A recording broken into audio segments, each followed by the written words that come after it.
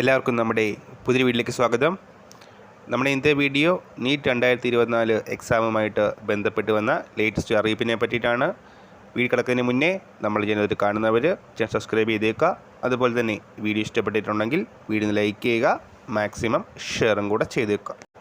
അപ്പോൾ 23 ലക്ഷം വിദ്യാർത്ഥികളാണ് ഈ വർഷത്തെ നീറ്റ് UG എക്സാം എഴുതിയിട്ടുണ്ടായിരുന്നത്. 10 ലക്ഷം ആൺകുട്ടികളും 13 ലക്ഷം പെൺകുട്ടികളുമാണ് ഈ ഒരു എക്സാം ഈ വർഷം അറ്റൻഡ് ചെയ്തിരുന്നത്.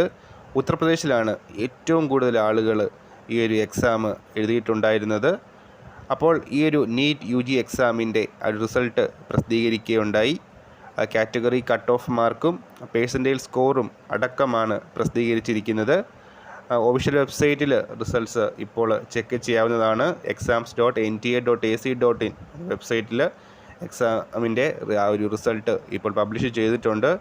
അപ്പോൾ ഈ കാര്യം ശരിയാണ്. നമ്മൾ ഇന്നത്തെ പുതിയൊരു വീഡിയോയുമായിട്ട് ഉടൻ തന്നെ കാണാം.